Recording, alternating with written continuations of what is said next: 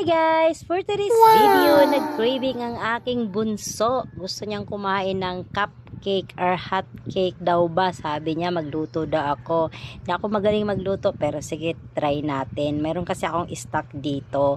So nakita ko dun sa stock ko, mayroon akong dalawang pancake na tag 20 pesos lang to sa Dali. Kaya medyo marami-rami ako stock nito kasi mura lang kasi siya. Pag ginaw-resere mo sa Dali, 20 pesos lang isang ganyan eh. Tapos meron din akong kape at pansit canton. So umpisahan ko muna.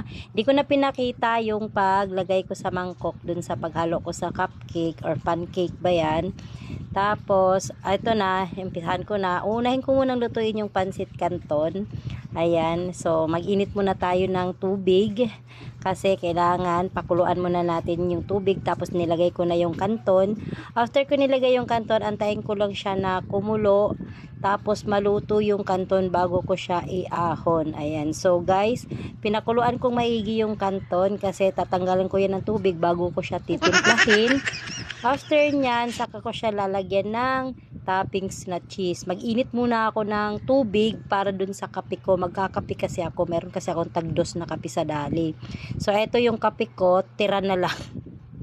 Isang buo yan, pero sige, hap-hap lang tayo magtimpla kaya ayoko nang masyadong matapang. Ayun, nanigas na nga yung kape ko. Lagyan ko na lang ng asukal, tapos ayun, saka ko lalagyan ng tubig. Nag-asukal ako dyan.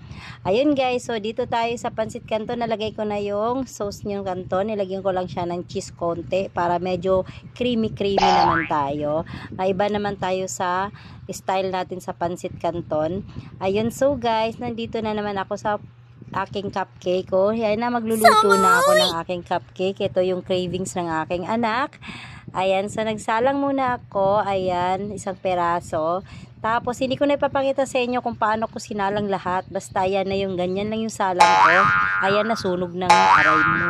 At yan na guys. So, for craving video, ayan yung niluto ko, sunog lahat. Aray mo!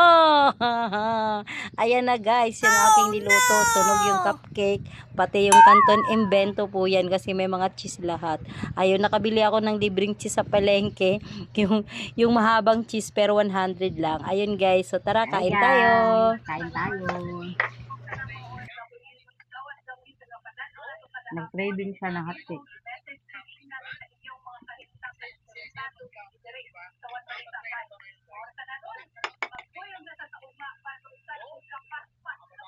Walang kanin, hotcake lang.